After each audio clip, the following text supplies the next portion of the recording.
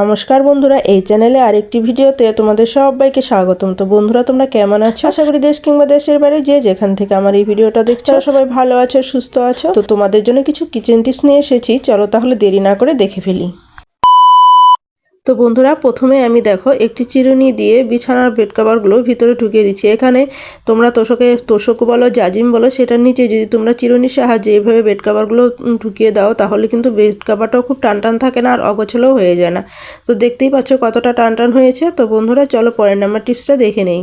তো বন্ধুরা দেখো, এখানে আমি নিয়ে নিলাম ব্লাউজ। আর ব্লাউজ কি হয়, এরকম হয় যে আমরা যে মাপে বানাই সেই মাপে হয়তো কোনো সময় শুকিয়ে যায়, কখনো বা মোটা হয়ে যায়, তখন আমরা ব্লাউজগুলোকে আর পরতে পারি না। তো আমরা যদি একটু বুদ্ধি খাটিয়ে এটাকে দেখো বন্ধুরা, এইভাবে সেফটি পিনের সাহায্যে খুব সুন্দরভাবে এটা কিন্তু আমরা ব্লাউজটাকে ব্যবহার করতে পারবো। যদি আমাদের ছোট ব্লাউজটা বড় হয়ে যায় তাহলে এভাবে তোমরা যদি সেফটি পিন লাগিয়ে নাও, নিচে একটা উপরে একটা এভাবে লাগিয়ে দাও, তাহলে কিন্তু খুব সুন্দরভাবে এই ব্লাউজগুলোকে পরতে পারবে।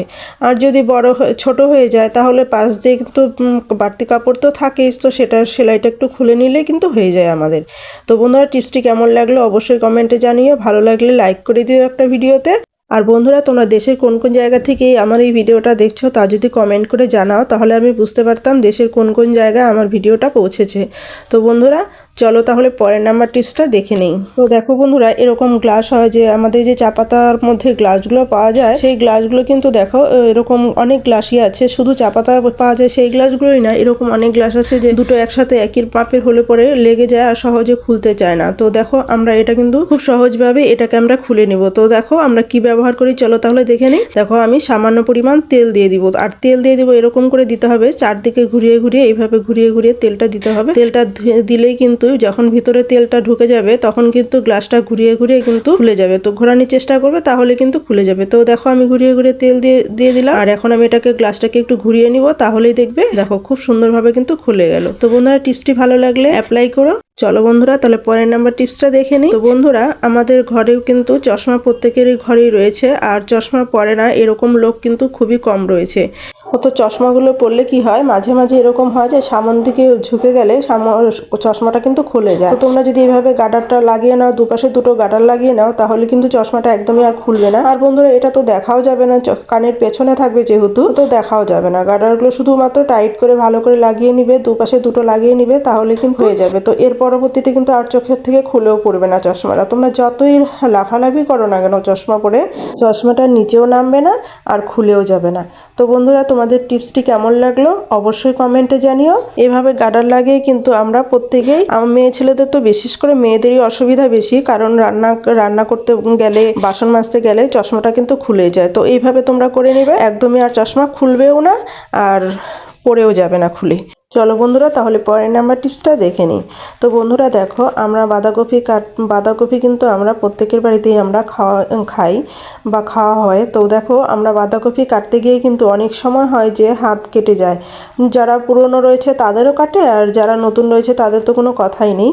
তো এরকম হয় যে বাঁধাকপি কাটতে গিয়ে আঙুলের মধ্যে লেগে আঙুলটাই তো কেটে যায়। তো আমার নিজেরও এরকম অনেক হয়েছে।